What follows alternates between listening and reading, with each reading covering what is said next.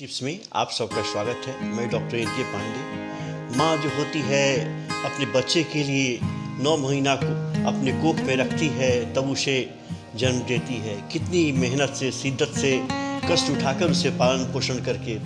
ऐसी ही एक स्त्री थी जो सदमार्ग पर चलती थी, अपने भरण पोषण के लिए दूसरों के यहाँ काम किया करती थी। लेकिन इतनी गरीबी थी कि गरीबी के चलते उसने अपने बच्चे को, जब बच्चा कुछ बड़ा हो गया तो उस बच्चे को, पहले ज़माने में क्या होता था, बेचा जाता था, गुलाम बेचे जाते थे। तो बाज़ार लगी थी, उस बाज़ार में वो अपने बेटे को बेच दिया कि हम तो भूखे रह जाएंगे लेकिन अपने बच्चे को भूखा नहीं दे सकती, इसलिए उसने बेच दिया।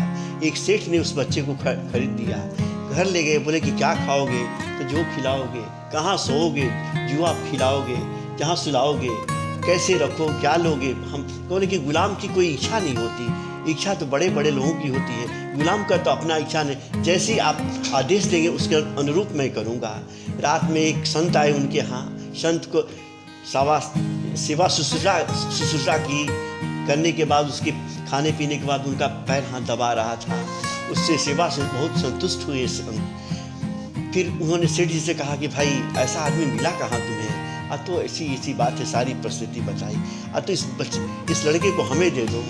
वो महात्मा थे, अपने पास ले गए। ले जाकर बोले कि भाई बेटा तू क्या खाएगा पिएगा? तो वही बात उसने दोहराई कि भाई गुलाम, हम तो गुलाम हैं, जो खरीद लिया उसके अनुरूप हम रहते हैं। जो खिलाएगा तो खाएंगे, जो यहाँ सुलाएगा वहाँ सोएंगे, अपनी कोई इच्छा नहीं रही। तो वो बहुत शर्मिंदित हुए संत महात्मा। बोले कि हम अपने आप को भगवान का भक्त समझते हैं, लेकिन हम जो कहते हैं वही चाहते हैं कि हमारे कथनानुसार भगवान करें। ये कितना समर्पित ये भक्त है, कितना इसके अंदर वो गुण भरे, भावपूर्ण इसके विचार हैं कि अपना कुछ है ही नहीं, हम तो गुलाम हैं।